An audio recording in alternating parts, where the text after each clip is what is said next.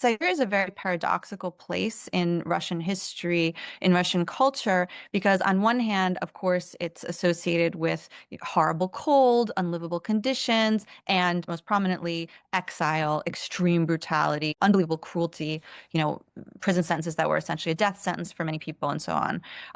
But especially earlier in Russian history, Siberia was also very strongly associated with something that sounds much more like the imaginary of the American West. So it was associated with freedom, bounty, an escape from autocracy, a kind of land of milk and honey, a land of plenty, etc., right? And not all of Siberia is so horrible and harsh, right?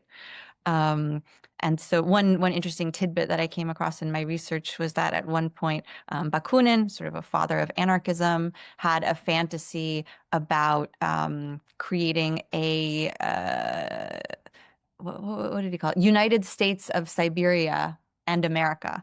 And so he wanted to have sort of an American style uh, democratic experiment in Siberia, and he even wanted to ally it with the US. And this was when he was exiled in Siberia shortly before he escaped via the Pacific.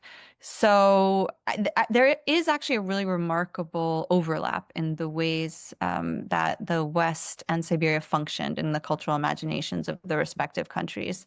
At the same time, as you point out, Masha, there are very profound differences. One of them is in the sort of fate and the treatment of the indigenous peoples, and that is connected to the very different pattern of settlement. So in the American West, partly because the climate overall was much more welcoming, it was less harsh, et cetera. It was somewhat easier to get there. The settlement model was much more oriented around families, right?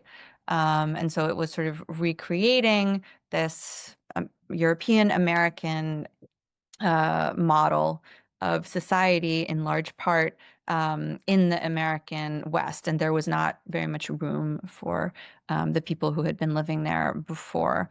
Whereas in Siberia, it was overwhelmingly men, especially at the beginning, who were sent alone, right? And that leads to a completely different model. And you see really interesting stories. Yuri Slyozkin's wonderful first book, Arctic Mirrors, has an unbelievable wealth of really fascinating stories about Russian settlers who kind of went native, right? And then Vladimir Korolenko also has a famous story about a Russian settler who's forgetting how to speak Russian and has sort of gone native, right? And when you have large numbers of single men, they often they marry local women